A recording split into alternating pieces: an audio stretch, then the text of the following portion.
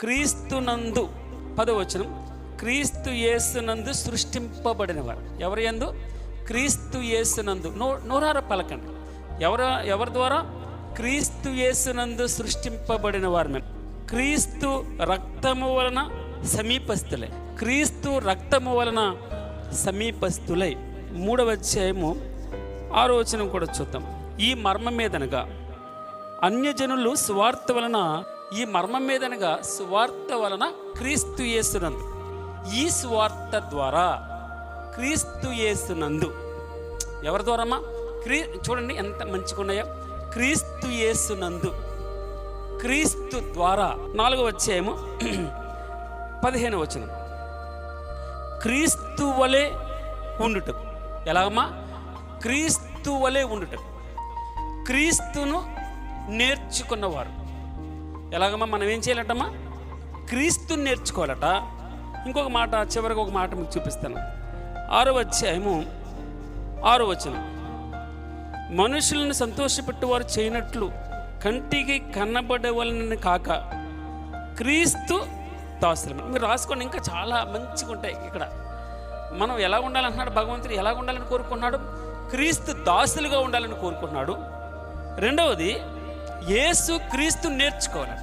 అందుకే ఏం చెప్తారంటే తిమోతికి రాసినటువంటి పత్రికలో, మీరు అనుభవపూర్వకంగా యేసు క్రీస్తును ఎరిగి ఉండాలి, నేర్చుకోవాలి.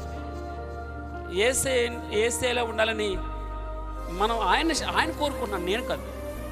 ఆయన మనల్ని యేసుక్రీస్తు వారి వలె ఉండాలని, యేసుక్రీస్తుని నేర్చుకోవాలని, యేసుక్రీస్తులా ఉండాలని, ఇంకా యేసుక్రీస్తు దాసులుగా ఉండాలని, యేసునందు రక్షింపబడాలని, క్రీస్తు యేసులో ఆయన సృష్టింపబడిన పని అని, క్రీస్తు రక్తము వలన, క్రీస్తు యేసునందు, యేసుక్రీస్తు యేసుక్రీస్తు యేసుక్రీస్తు యేసుక్రీస్తు.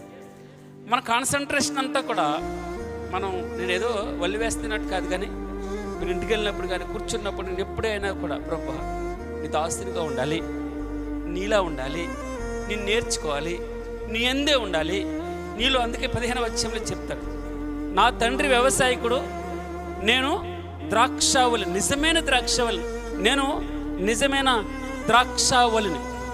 మీరు నాలో అంటు కట్టబడి ఉండాలి. ఆయన క్రీస్తు యేసునందు క్రీస్తు రక్తము వలన మనల్ని ఏర్పరిచి సృష్టించి జగత్తు పునాది వేయబడి, ఇలాగ మనం చెప్పుకుంటూ వెళ్తే పరమాత్ముడు, పరిశుద్ధాత్మ దేవుడు మనల్ని మునుపు దూరస్తులం, క్రీస్తు ద్వారా మనం సమీప